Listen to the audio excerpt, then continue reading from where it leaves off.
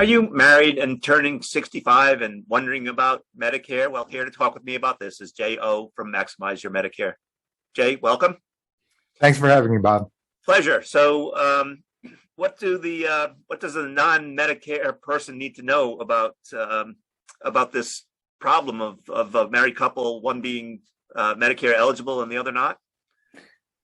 It's very frequently the fact that people believe that one of the married couple turned 65 and the other one is not yet Medicare eligible. This is actually more complicated than it might seem.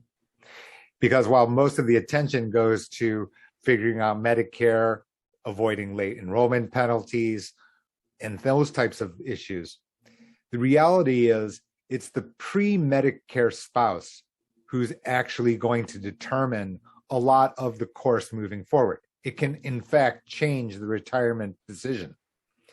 And the reason for that is simply a matter of healthcare cost planning, which is a 63-year-old spouse, male or female.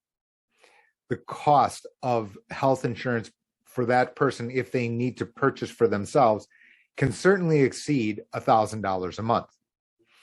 In addition to that, based on the amount of financial planning that may or may not have occurred prior to that decision, that number can be reduced dramatically as well, which again would open different avenues for decision making as a person is nearing the retirement age or thinking through their retirement timeline.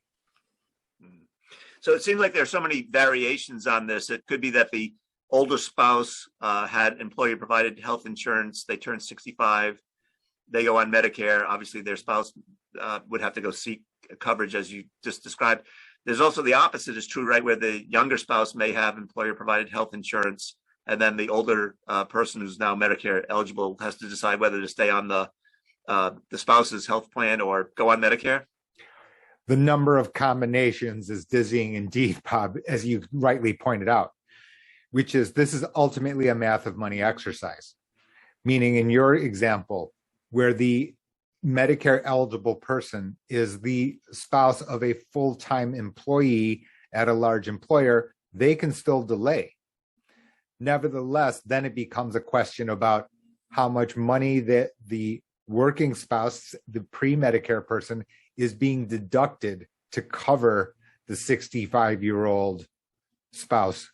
And as a result of that, since there are no rules or regulations about exactly what those numbers look like, there's no shortcut to actually digging into the details and putting pen to paper and then calculating exactly what those differences would be.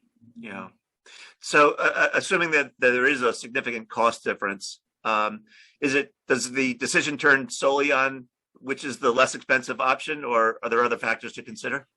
There are a number of other factors, Bob. For example, as a rule of thumb, it is generally the case that, in fact, Medicare coverage, whether that be original Medicare plus Medigap or Medicare and Medicare Advantage, the reality is that the cost in premium terms is lower.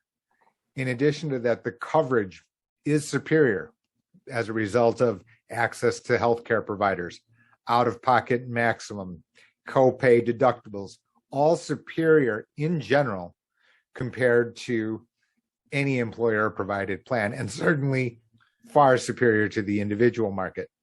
So then it becomes a question of the combination of health and cost in order to determine what's best for the household. So I think just to recap, one of the things that we said at the outset is that the person who is Medicare eligible should not decide whether to stay working or not based on their healthcare costs, but it would be more important for the pre-Medicare spouse to consider the costs of obtaining health insurance on their own. Of course, the number of different situations is endless. All I'm saying is that it's actually, and it's surprising in many cases, that in fact a very close look needs to be paid attention to for the pre-Medicare spouse in order to make the final determination. That's all I'm saying. Yeah. Jay, we covered lots of ground. Anything we missed or anything that bears reemphasizing? I wish I could give you just a single rule of thumb, Bob, but the reality is the number of combinations is dizzying, something I said before. There's no shortcut to do it on a household by household basis.